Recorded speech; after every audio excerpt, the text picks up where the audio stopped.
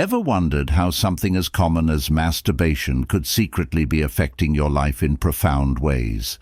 Stay tuned as we dive into the hidden traps of this seemingly normal act and what Stoicism can teach us about overcoming it. Welcome to Stoic Lifestyle Community. We are the #1 channel for exploring curiosities that will leave you impressed with every fact we present. It's important to pay close attention because in today's video, we will reveal why you might want to rethink your habits around masturbation. But before we begin, I invite you to support us with a like and subscribe by activating the bell so you don't miss any of our publications. Now, let's get started. We've all heard that masturbating is completely normal, but to what extent? How many times a day can you do it without being considered addicted? And what if you can't stop? Let's answer these questions and explore why you might want to reconsider this seemingly normal act that could be a hidden trap for your life. Before we begin, I apologize for the exaggerated cover, but I needed to draw your attention to this 21st century issue that weakens and harms young people and adults, leaving us without willpower. In this video, you will understand what happens to our brain, both scientifically and philosophically, and what Stoicism has to teach us about this vice. Also, remember to subscribe to our channel and activate the bell so you don't miss anything. Now let's begin. Current medicine clearly states that masturbation is completely normal, not only in humans, but also in dogs and other mammals. However, this view of normal masturbation was not always the case.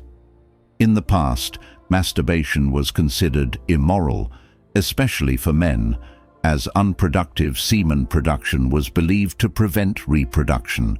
For women, it was believed that masturbation could distance them from men by finding pleasure on their own. This moral burden was compounded by the physical burden, stating that masturbation caused diseases, so it was not advisable to practice it at all. But let's return to the present. What do we know about masturbation, especially for men suffering from insomnia? It is known that it induces sleep. The French Institute of Health and Medical Research concluded that the male brain deactivates sexual desire after orgasm. The cerebral cortex, the area responsible for conscious thought, goes to rest once the man reaches climax. This, in addition to nullifying the desire to continue having sexual relations, facilitates sleep. Therefore, many men fall asleep after sexual activity. So, what is the problem? Hidden in one of its benefits is a trap. If you frequent this channel, you will see what I am talking about. Masturbation releases dopamine in your brain. This hormone is responsible for making us feel better, providing calm, stress reduction, and a sense of reward. This is caused by dopamine and is so pleasurable that some people become addicted. The Diagnostic and Statistical Manual of Mental Disorders incorporated in 2017 a new disorder called hypersexuality disorder, classifying excessive masturbation under the category of obsessive-compulsive disorder. Another vice that leads to mental and familial destruction in many cases. You won't be able to control yourself, and you become a slave to yourself, a victim of lack of control. Thus, seeking relationships with prostitutes, sex with multiple people, and excessive consumption of pornography are ways that a dopamine-saturated brain finds to obtain pleasure. Pay attention. Addiction to masturbation comes from chemicals released in the brain.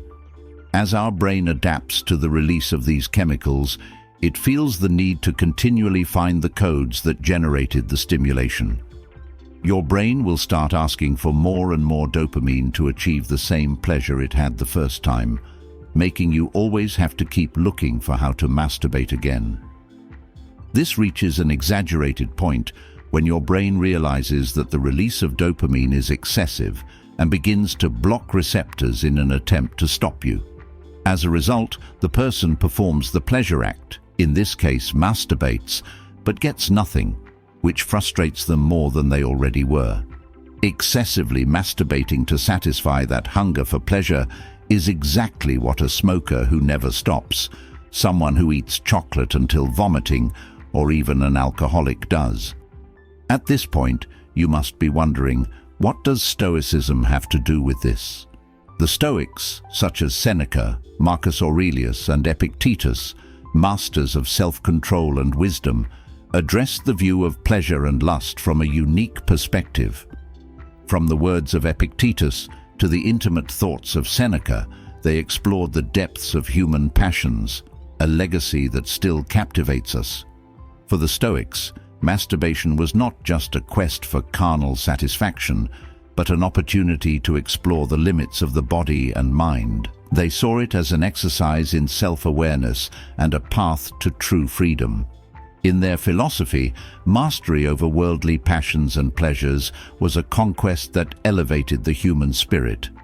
Epictetus asserted that it is not nights of pleasure, but self-control that distinguishes a good man. In this context, the ability to enjoy pleasure while understanding and containing it makes a difference in someone who has reached a higher level of self-awareness. Instead of being slaves to our desires, we must be their masters. As Seneca reminds us with his philosophical perspective, Stoic reflection on masturbation is not simply about repression, but deep understanding and self-mastery. This translates into the ability to direct our emotions toward a journey of conscious self-exploration. It resides not only in momentary satisfaction, but in understanding, accepting, and embracing our deepest inclinations. From the Stoic perspective, every action has consequences not only for us, but also for the natural order of the universe. When we succumb to our most intense desires, as in the case of uncontrolled masturbation, we lose that harmonious connection with nature highly valued by the Stoics. We become prisoners of our desires, drifting away from true inner serenity. Compulsive masturbation can trigger an emotional whirlwind within us, where guilt, shame, and dissatisfaction become constant companions. The Stoics teach us to control our intense emotions through introspection and self-regulation. By consciously facing our emotions, we learn to manage them healthily and constructively. However, the Stoics encourage us to find inner peace within ourselves. True satisfaction lies in our self-mastery and our ability to find joy in what is simple and virtuous. Allow me to share a personal, inspirational story. I know someone who used to struggle with compulsive masturbation, seeking momentary refuge and pleasure, but facing an emotional storm after each act. Immersing themselves in Stoic teachings and practicing self-control and self-regulation, this person underwent a profound transformation. They learned to confront their desires and emotions consciously, finding true joy in self-control. They now live a life of inner peace and authenticity, free from the slavery of momentary desires. True satisfaction comes from living in accordance with our deepest principles and values. When we yield to fleeting desires, we lose sight of what we truly value in life. Compulsive masturbation can distance us from our noblest purposes and veer us away from the true happiness found in virtue and inner peace. By practicing meditation and mindfulness, we can promote the mental serenity needed to resist temptations and face our emotions healthily. This compulsion becomes an obstacle to mental serenity, dragging us into regrets and steering us away from the peace found in self-control and moderation.